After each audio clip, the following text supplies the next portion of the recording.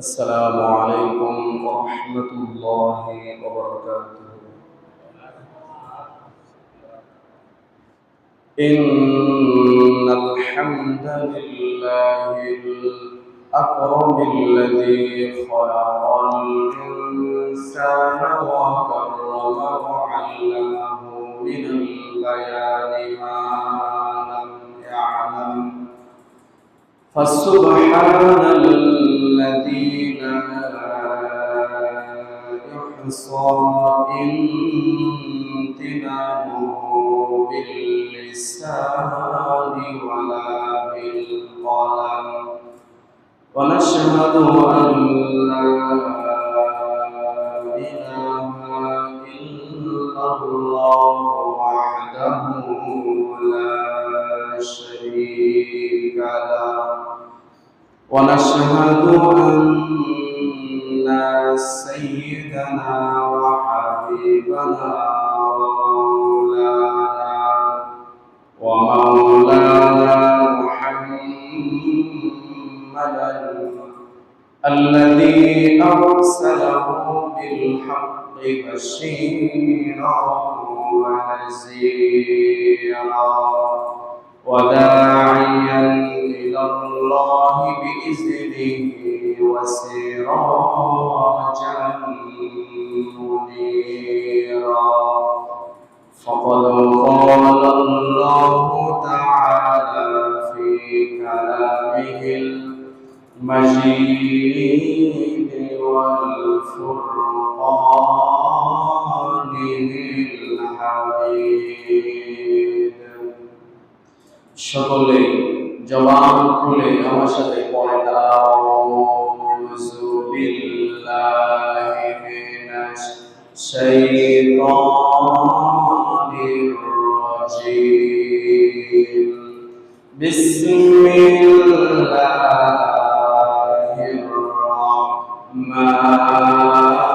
রাহমানির রাহিম إن الله وملائكته يصلون على النبي يا أيها الذين آمنوا صلوا عليه وسلموا تسليما اللهم صل على سيدنا وعلى آل سيدنا حبيبنا محمد اللهم صل على مولانا محمد وعلى آل سيدنا حبيبنا محمد الحمد لله সমস্ত প্রশংসা সে মহান রব্বুল ইজ্জত ওয়াল জালালের জন্য যে মহান রব্বুল আলামিন পবিত্র জুমার দিনে আপনাকে আমাকে শারীরিক ও মানসিক সুস্থ রেখে 2 রাকাত পবিত্র জুমার নামাজ পড়ার সুযোগ করে দিয়েছেন। এজন্য আমরা সকলেই উচ্চ আওয়াজে বলি আলহামদুলিল্লাহ। লক্ষ কোটি দরুদ বিশ্ব মানবতা মুক্তির দূত সাইয়্যিদুল মুরসালিন খাতামুন নবিয়্যিন রাহমাতাল লিল আলামিন যে নবী সাল্লাল্লাহু আলাইহি ওয়াসাল্লামের বদৌলতে আমরা পেয়েছি এই সুন্দর দ্বীন ইসলাম। সে মহামানবের উপর আমরা সকলেই অন্তরের অন্তরস্থল থেকে দরুদ পাঠ করি। সকলেই বলি সাল্লাল্লাহু আলাইহি ওয়াসাল্লাম। সম্মানিত হাজিরিন, আজকে পবিত্র রবিউল আউয়াল মাসের তৃতীয় জুমা। আজকে আমার বিষয় দেওয়া হয়েছে পর্দা সম্পর্কে, হিজাব সম্পর্কে। হিজাব আরবি শব্দ, বাংলা পর্দা শব্দ হলো পর্দা। লেবাস, লেবাস শব্দের অর্থ হলো পোশাক। সম্মানিত হাজিরিন, মানব দেহের প্রতিনিয়ত সব থেকে গুরুত্বপূর্ণ বাহ্যিক যে বিষয়টা, যেটা সব থেকে বেশি গুরুত্ব, সেটা হলো পোশাক। পোশাক মানুষের সম্মান বৃদ্ধি করে, মানুষের রুচি, মানুষের সম্মান মর্যাদা বাহ্যিকভাবে বৃদ্ধির একমাত্র উপায় হলো পোশাক। সম্মানিত হাজিরিন, বিশ্বকবি আল্লামা শেখ সাদি রহমতুল্লাহ আলাইহি, তিনি একজন জগৎ বিখ্যাত কবি ছিলেন। তাকে দাওয়াত করা হলো এক বিবাহের অনুষ্ঠানে। আল্লামা শেখ সাদি রহমতুল্লাহ আলাইহি বিয়ের অনুষ্ঠানে একটা জীর্ণ শীর্ণ পুরাতন একটা পোশাক পরে তিনি বিবাহের অনুষ্ঠানে উপস্থিত হলেন। বিবাহের খাওয়ার টেবিলে আল্লামা শেখ সাদি রহমতুল্লাহ আলাইহি কোনো মূল্যায়ন করা হলো না, কোনো মতেই। তাকে কিছু খাবার দিয়ে চলে গেল, তার কোনো মূল্যায়ন করা হলো না। আল্লামা শেখ সাদি রহমতুল্লাহ আলাইহি বাড়ি চলে গেলেন, যে তার সব থেকে সুন্দর দামি যে পোশাকটা আছে, এই পোশাকটা পরে আবার বিবাহের অনুষ্ঠানে উপস্থিত হলেন। দেখে আগের তুলনায় দ্বিতীয়বার তাকে বেশি মূল্যায়ন করা হচ্ছে, সবাই তাকে সম্মান করতেছে, তাকে সালাম জানাইতেছে। আল্লামা শেখ সাদি রহমতুল্লাহ আলাইহি খাওয়ার টেবিলের খাবারগুলো নিয়ে পকেটের ভিতরে ঢুকাইতেছে। চারিদিকে মানুষ বলতেছে, জাহাপানা কি করেন? খাওয়ার, এটা তো খাওয়ার বিষয়, আপনি পকেটে ঢুকাইতেছেন, এটা তো নোংরামি, এটা তো খারাপ দেখায়। আল্লামা শেখ সাদি রহমতুল্লাহ আলাইহি বলেন, খাওয়ার টেবিলে যে সম্মানটা আমার উপরে করা হচ্ছে খাবার দিয়া, প্রকৃতপক্ষে এটা আমার জন্য নয়, এটা আমার পোশাকের জন্য। কথা বলি ঠিক কিনা? যেই কারণে আমার পোশাকের সম্মান দিয়েছো, প্রকৃতপক্ষে আমার সম্মান দেওয়া নাই, এই কারণে খাবারগুলো আমি না খেয়ে পকেটে ঢুকাইতেছি। সম্মানিত হাজিরিন, সব থেকে গুরুত্বপূর্ণ বিষয় হলো বাহ্যিকভাবে মানুষের পোশাক। আল্লাহ পাক রব্বুল আলামিন পবিত্র কোরআনে কারীমের ভিতরে বললেন, ইয়া বানি আদম কদ আনসালনা আলাইকুম লিবাসাই ইওয়ারি সাওআতিকুম ওয়ারিশা। চিৎকার করে বলি আল্লাহু আকবার।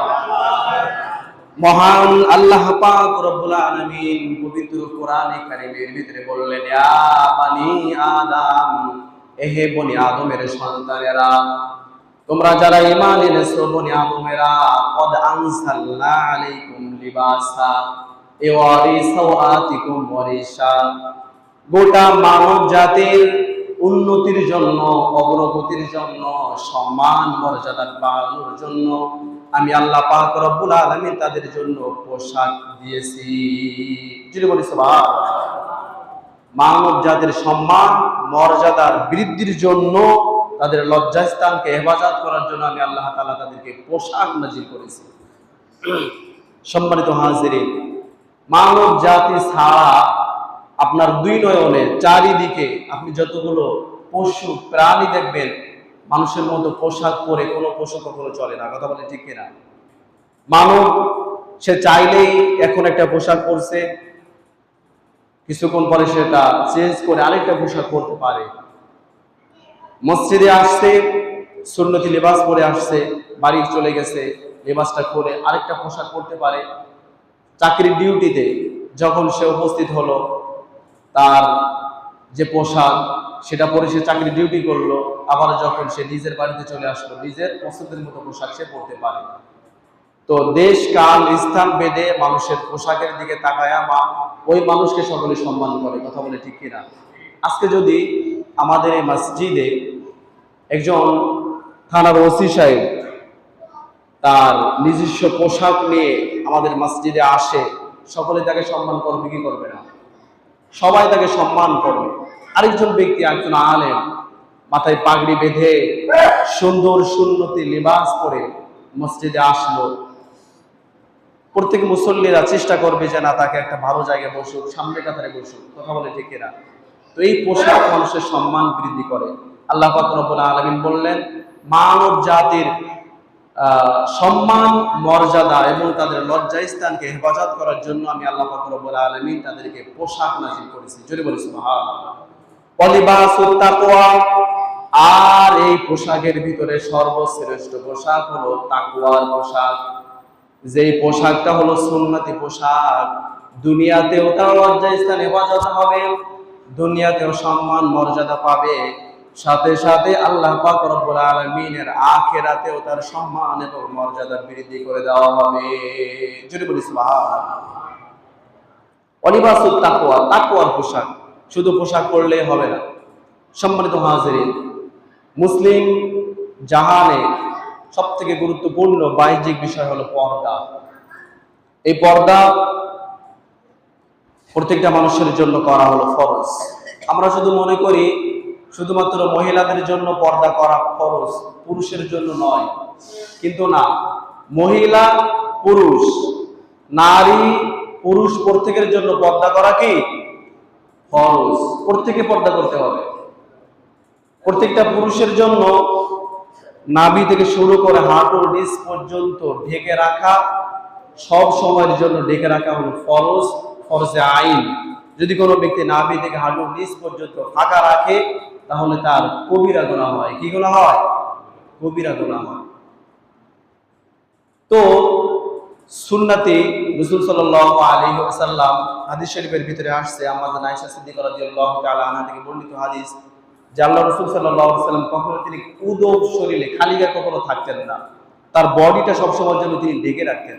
এটা হলো সুন্নাহ। তবে নাভি থেকে শুরু করে হাঁটুর নিচ পর্যন্ত প্রত্যেকটা মুসলমান আকেল বালেগ প্রত্যেকের ঢেকে রাখা কি ফরজে আইন, সবসময়ের জন্য ঢেকে রাখতেই হবে। শুধুমাত্র তার স্ত্রীর সামনে তার কোনো পর্দা নাই। সম্মানিত হাজির, এটাই হলো পুরুষের পর্দা। আর নারীর পর্দা, নারীর পর্দা 4টি স্টেপে। 1 নাম্বার, স্বামীর সামনে স্বামী স্ত্রী কোনো পর্দা নাই, সে যেভাবে ইচ্ছা, স্বামী স্ত্রীর সামনে কোনো পর্দা থাকে না। দ্বিতীয়, একজন মুসলিম মহিলা আরেকজন মুসলিম মহিলার সামনে তাদের গলা থেকে শুরু করে হাঁটুর নিচ পর্যন্ত ঢেকে রাখা হলো ফরজে আইন।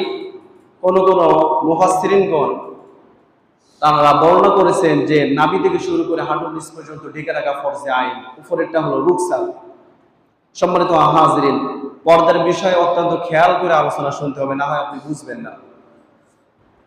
নারীদের দ্বিতীয় স্টেপ, একজন মহিলা, মুসলিম মহিলা আরেকজন মুসলিম মহিলার সামনে পর্দা করবে, গলা থেকে শুরু করে হাঁটু নিচ পর্যন্ত।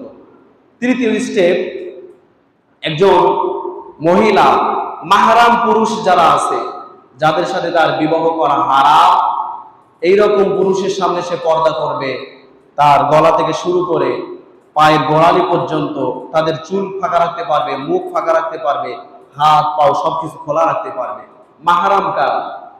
মাহরাম হলো 14 জন পুরুষ। 1 নাম্বার তার নিজের পিতা, জন্মদাতা পিতা। দ্বিতীয় নাম্বার তার দুধ পিতা, মানে যে মহিলার দুধ খেয়েছে ওই মহিলার সামনে। এইরকম তার আপন দাদা, আপন নানা, আপন চাচা, আপন মামা, নিজ সন্তান, ভাইয়ের ছেলে, বোনের ছেলে, দুধ ভাই, এইরকম 14 জন পুরুষের সামনে সে চুল, মুখমণ্ডল, হাত পাও এগুলো সে কি করতে পারবে? ফাঁকা রাখতে পারবে। এটা তার জন্য জায়েজ আছে। আর পর্দার 4র্থ নাম্বার স্টেপ হলো কোন বেগানা পুরুষের সামনে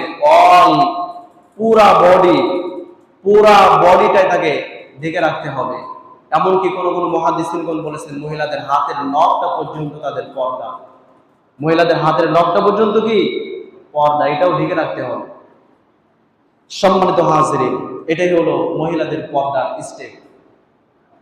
আল্লাহ পাক রব্বুল আলামিন পবিত্র কোরআনে কারিমের ভিতরে বললেন, হুররিমাত আলাইকুম, তোমাদের জন্য হারাম করা হয়েছে, উম্মাহাতুকুম, তোমাদের নিজের মা, তোমাদের জন্য বিবাহ করা হারাম করা হয়েছে। 1 নাম্বার তোমাদের নিজের মা, ওয়াবানাতুকুম ওয়া আখওয়াতুকুম ওয়া খালাতুকুম ওয়া বানাতুল আখি ওয়া বানাতুল উখতি ওয়া উম্মাহাতুকুম আল্লাতী আরদাআনাকুম ওয়া আখওয়াতুকুম মিনার রাদআ ওয়া উম্মাহাতু নিসাইকুম وربائبكم اللاتي في حجوركم من النسائكم اللاتي دخلتم بهن فإن لم تكونوا دخلتم بهن فلا جناح عليكم وحلائل أبنائكم الذين من أصلابكم وأن تجمعوا بين الأختين إلا ما قد سلف إن الله كان غفورا رحيما।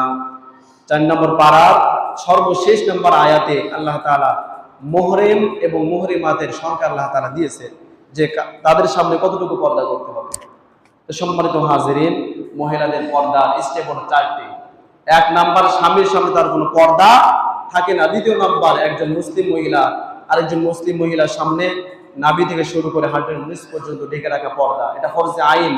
3 নাম্বার, মুহরিম যাদের সাথে তার বিবাহ করা হারাম, তাদের সামনে সে মুখমণ্ডল, হাত, পাও এগুলো সে ফাঁকা রাখতে পারবে। এখানে একটা মাসআলা আছে, বিবাহের জন্য ওই মহিলাটিকে, ওই মেয়েটাকে যদি কোনো পুরুষ দেখতে আসে, উদ্দেশ্য কি বিবাহ করা, তাহলে মুহরিম পুরুষের সামনে যেই যে স্থানগুলো ফাঁকা রাখতে পারবে, ওই স্থানগুলো যে ব্যক্তি বিবাহের প্রস্তাব দিচ্ছে তার সামনে ওই স্থানগুলো দেখাইতে, প্রদর্শন করতে সে পারবে, এটা জায়েজ আছে। তো সম্মানিত হাজিরিন, মহিলাদের জন্য পুরা শরীরটা ঢেকে রাখা হলো ফরজে আইন। বর্তমান সমাজে পর্দা বিষয়টা বিশেষ করে মহিলাদের ভিতরে একেবারেই নাই, একেবারেই জঘন্যতম। অথচ আল্লাহর নবী সাল্লাল্লাহু আলাইহি ওয়াসাল্লাম হাদিস শরীফের ভিতরে বলেছেন, সালাসাতুন ক্বাদ হারামাল্লাহু আলাইহিল জান্নাহ ওয়া লা ইয়ানজুরু ইলাইহিম ইয়াওমাল কিয়ামাহ। 3 ব্যক্তির বিরুদ্ধে আল্লাহ পাক রব্বুল আলামিন জান্নাতের সুখ শান্তিকে চিরতরে হারাম করে দিয়েছেন। জোরে বলেন, কয় ব্যক্তি? 3 ব্যক্তির জন্য আল্লাহ তাআলা জান্নাতের সুখ শান্তিকে চিরতরে হারাম করে দিয়েছেন। ওয়ালা ইয়ানজুর ইলাইহিম ইয়াওমাল কিয়ামাহ, আল্লাহ পাক রব্বুল আলামিন কিয়ামতের ময়দানে এই 3 শ্রেণীর ব্যক্তির দিকে তিনি কখনো রহমতের দৃষ্টিতে তাকাবেন না। 1 নাম্বার, আকুল ওয়ালিদাইন, পিতামাতার অবাধ্য সন্তান। 2 নাম্বার, আশিরকু বিল্লাহ, যে আল্লাহর সাথে শিরক করেছে। 3 নাম্বার, আদ-দায়ুস আল্লাযী ইউকিলু ফি আহলিহিল কুবুস, যে দায়ুস পুরুষ মহিলা। এই 3 শ্রেণীর ব্যক্তির জন্য আল্লাহ তাআলা জান্নাতের সুখ শান্তিকে চিরতরে হারাম করে দিয়েছে। দায়ুস কারা?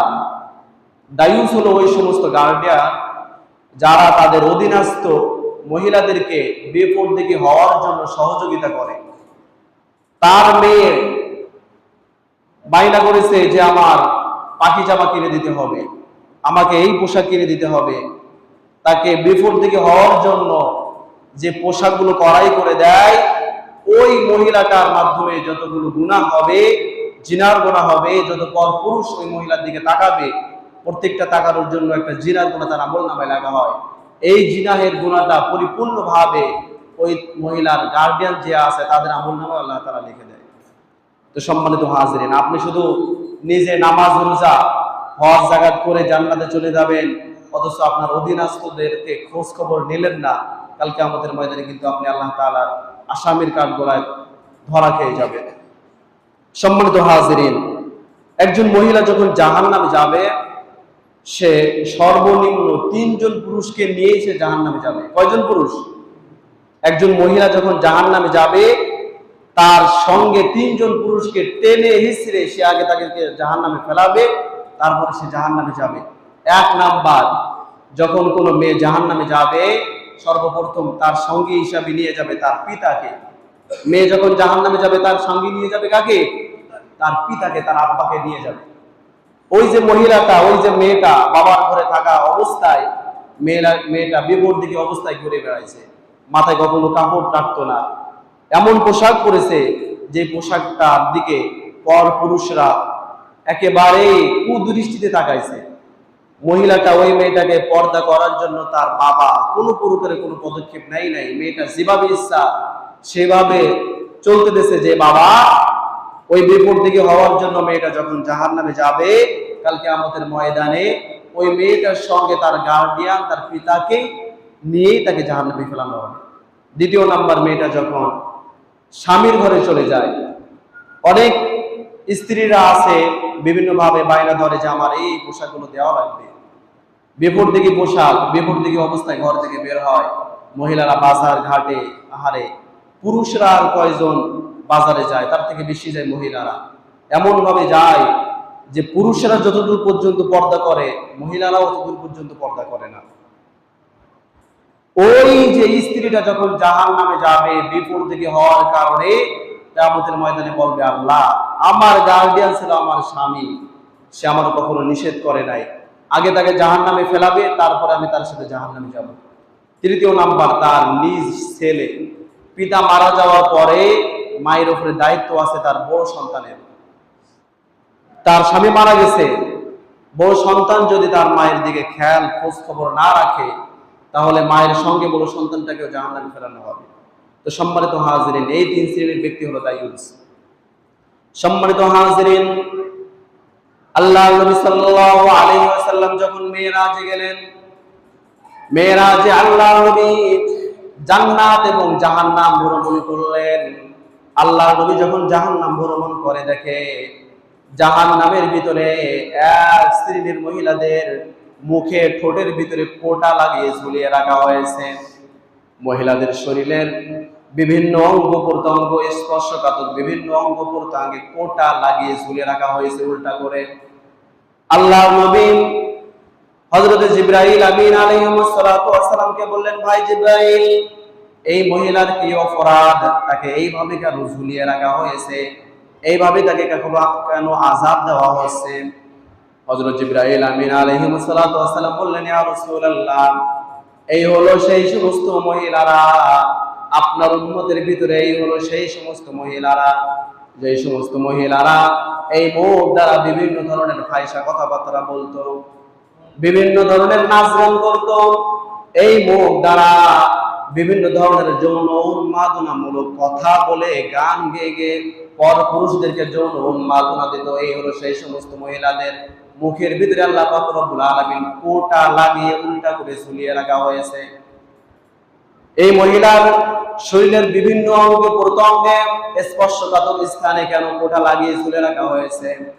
হযরত জিবরাইল আমিন আলাইহিস সালাতু ওয়াস সালাম বললেন, ইয়া রাসূলুল্লাহ, এই হলো সেই সমস্ত মহিলারা নিজের বৈধ স্বামী বাদ দিয়ে অন্য অন্য পুরুষের সঙ্গে মেলামেশা করেছে ফ্রি টক টাইমে, তাদের শরীরের বিভিন্ন অঙ্গ প্রত্যঙ্গ তাদের সামনে প্রদর্শন করেছে, বুরকা পরেছে, বুরকার ভিতরে তাদের শরীরের উঁচু নিচু ভাঁজ বোঝা যায় এমন বুরকা পরে সে ঘর থেকে বের হয়েছে, যে কারণে তাদের এই সমস্ত অঙ্গে কোটা লাগিয়ে ঝুলে রাখা হয়েছে।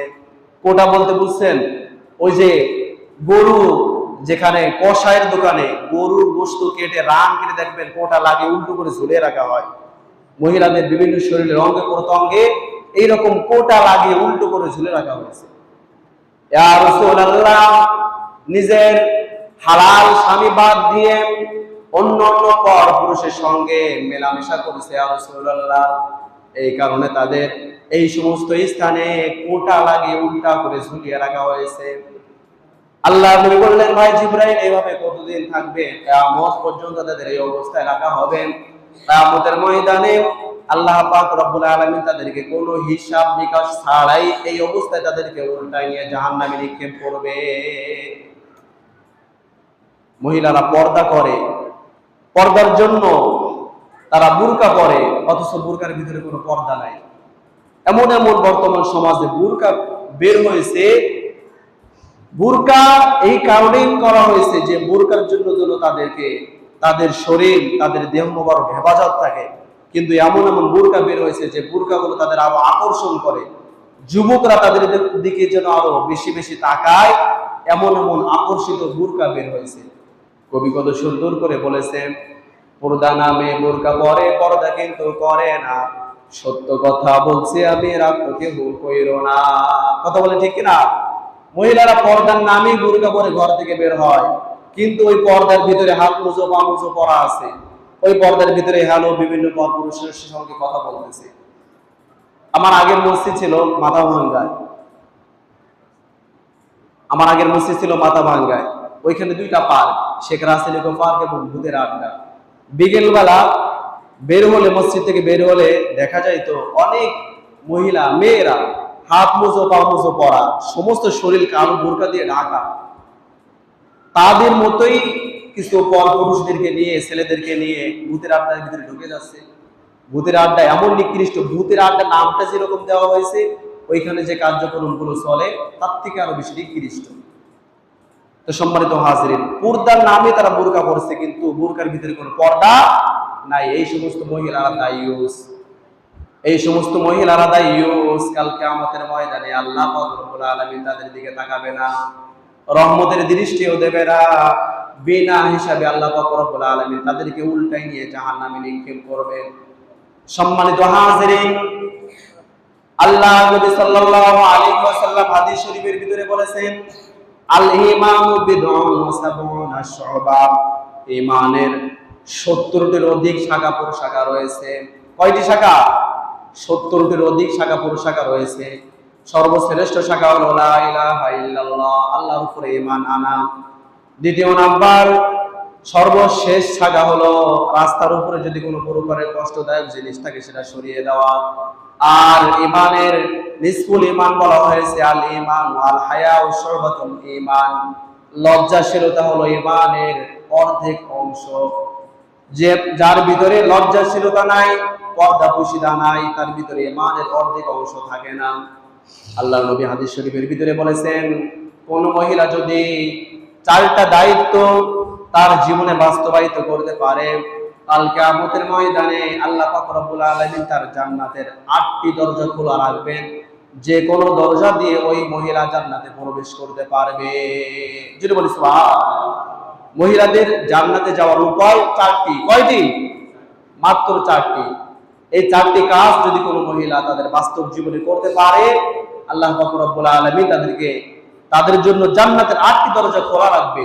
যে দরজা দিয়ে হোক সে প্রবেশ করতে পারবে। 1 নাম্বার, আল মারআতু ইযা সাল্লাত খামসাহা। মহিলা দৈনিক 5 ওয়াক্ত নামাজ আদায় করবে। কয় ওয়াক্ত নামাজ? 5 ওয়াক্ত নামাজ আদায় করবে। খুব খেয়াল করে হাদিসটা শুনুন। বাড়ি যে আপনার স্ত্রী, আপনার মেয়ে, আপনার পুত্রবধূকে হাদিসটা শোনানোর চেষ্টা করবেন। মহিলা মাত্র 4টি দায়িত্ব নেবে, আল্লাহ তাআলা তাদের জান্নাত দিয়ে দেবে। 1 নাম্বার, আল মারআতু ইযা সাল্লাত খামসাহা।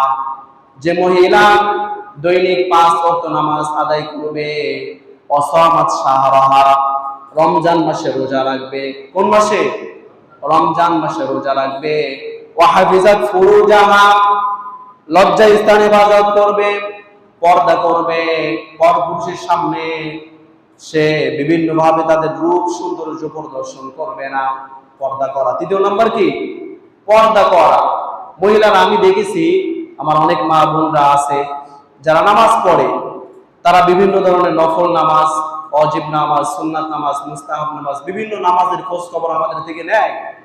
রোজা 12 রবিউল আউয়ালের রোজাটা পর্যন্ত তারা থাকতে চায়। নফল রোজা, ফরজ রোজা, সব রোজা তাদের আছে, কিন্তু হাফিজাত ফুরুজাহা, লজ্জা স্থানে ইবাদত করা, পর্দায় থাকা যে গুরুত্বপূর্ণ একটা ফরজ, এটা তাদের ভিতরে নাই।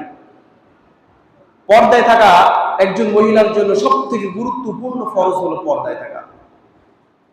আল্লাহর হাবিব সাল্লাল্লাহু আলাইহি ওয়াসাল্লাম হাদিস শরীফের ভিতরে বলেছেন, কোন মহিলা যদি শুধু পর্দায় থাকে, পরিপূর্ণ পর্দা, খাস পর্দা করে, ওই মহিলার জন্য জান্নাতে যাওয়াটাও তার জন্য সহজ হয়ে যায়। যদি বলি সুবহানাল্লাহ। যে মহিলা শুধু পর্দা করবে, তার জন্য শরীয়তের সমস্ত হুকুম আহকাম পালন করা তার জন্য কি হয়ে যায়? সহজ হয়ে যায়। 4র্থ নাম্বার, ওয়া তাআত বালাহা, স্বামীর খেদমত করবে। কার খেদমত? আপন স্বামীর খেদমত করবে, স্বামীর কথা মতো চলবে।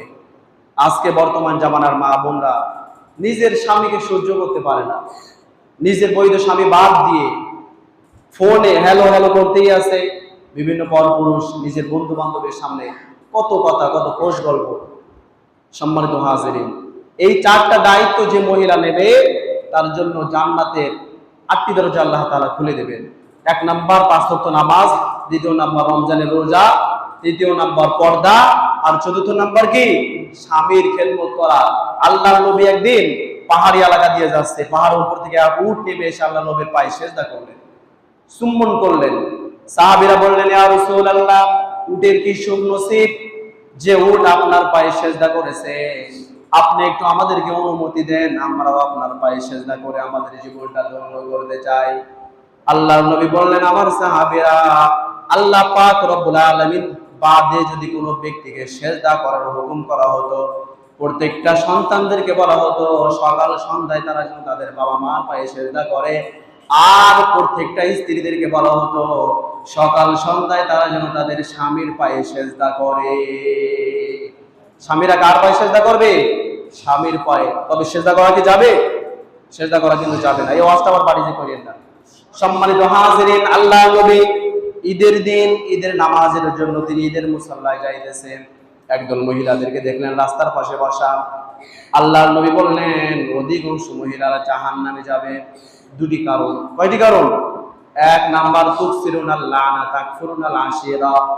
এক নাম্বার, স্বামীর নাশুকরিয়া করে, স্বামীর অবাধ্য হয়, এই কারণে অধিকাংশ মহিলারা জাহান্নামের আগুনে জ্বলবে। একজন মহিলার জন্য পৃথিবীর বুকে সবথেকে গুরুত্বপূর্ণ হলো তার স্বামী। তার স্বামীর সমস্ত বৈধ কথার উপরে চলা প্রত্যেকটা স্ত্রীর জন্য ফরজ এবং ফরজে আইন, চলতেই হবে। সম্মানিত হাজিরিন, পর্দা অত্যন্ত গুরুত্বপূর্ণ বিষয়। এই পর্দার কারণে অধিকাংশ নারীরা জাহান্নামে যাবে। আবার শুধুমাত্র পর্দা এবং স্বামীর খেদমত করার কারণে অধিকাংশ নারীরা জান্নাতে চলে যাবে। জোরে বলি সুবহানাল্লাহ।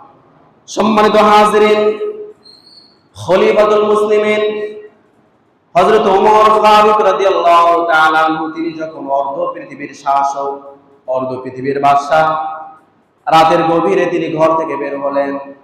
আমার রাষ্ট্রের ভিতরে ইসলামের বিরুদ্ধে কোথাও কোনো কেউ অবস্থান নিচ্ছে কিনা, কোথাও অনৈতিক কোনো কার্যক্রম চলতেছে কিনা। রাতের গভীরে খলিফাতুল মুসলিমিন হযরত ওমর বের হলেন। চলতে চলতে মদিনার পাহাড়ি এলাকায় একেবারে নিভৃত পল্লীতে চলে গেলেন। দেখেন, পাহাড়ের এক পাদদেশে ছোট্ট একটা ঘর থেকে মিট মিট করে আলো জ্বলতেছে, আর ওই ঘর থেকে মহিলা কণ্ঠে যৌন উন্মাদনামূলক গান ভেসে আসতেছে। হযরত ওমর থমকে দাঁড়ালেন।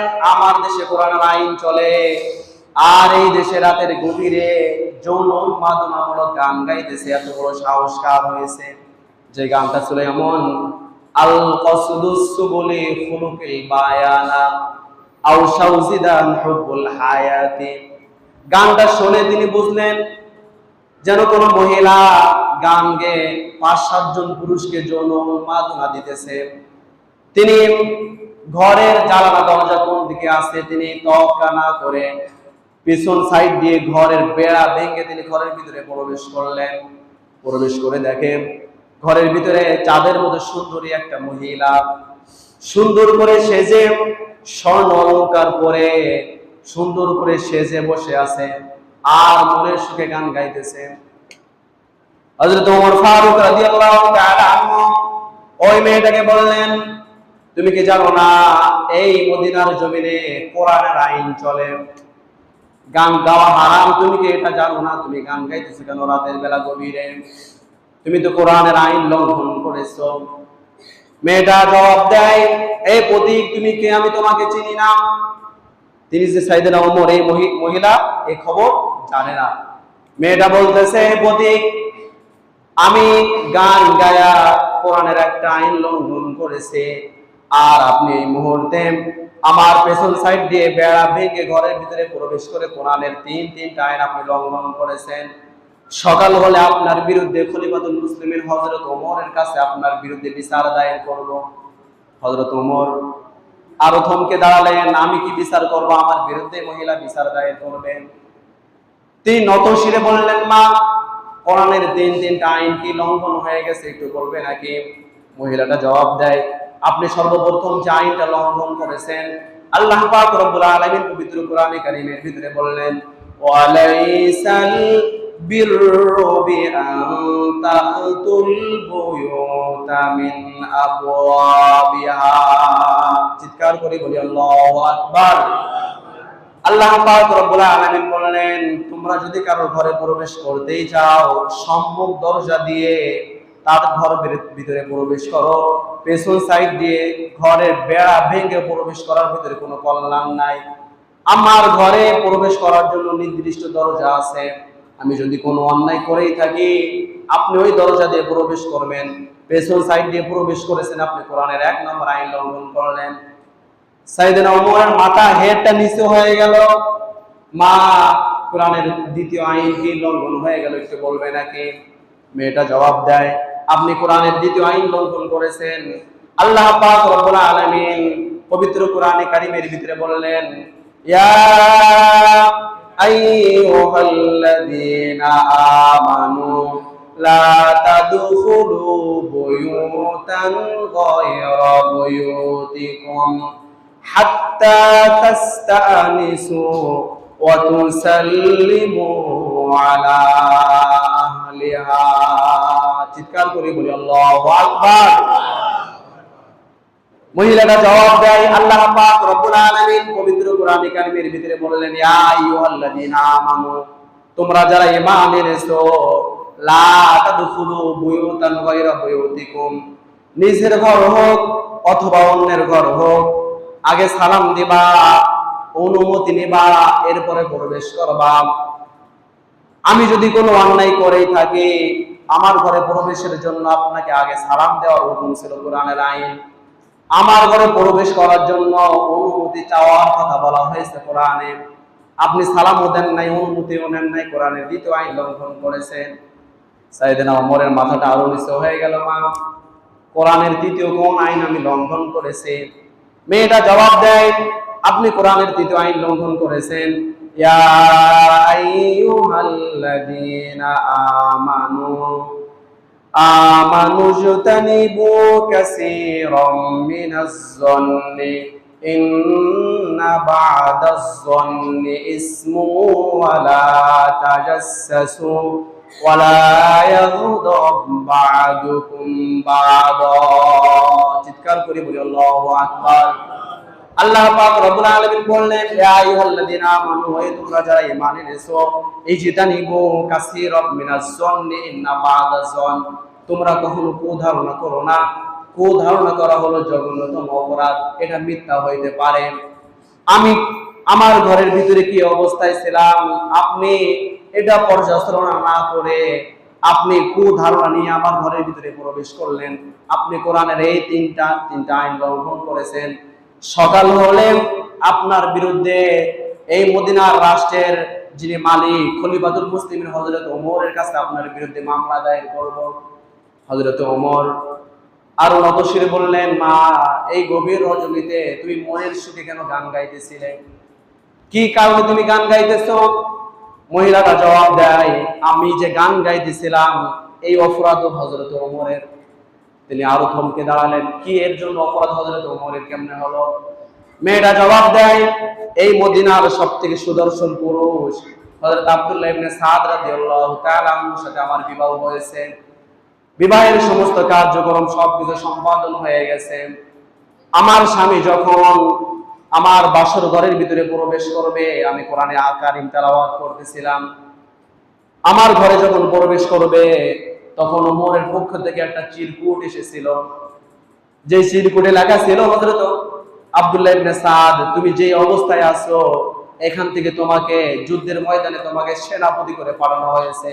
যে অবস্থায় আছো ইতিমধ্যে চলে আসো। আমার স্বামী, আমি এই মদিনার একজন সুন্দরী মেয়ে, আমাদের বিবাহ হয়েছে। আজ আমার স্বামী এই দিনে আমার ঘরে আসার কথা ছিল, যেই কারণে আমি সেজে গুজে মনে সুখে গান গাইতেছিলাম।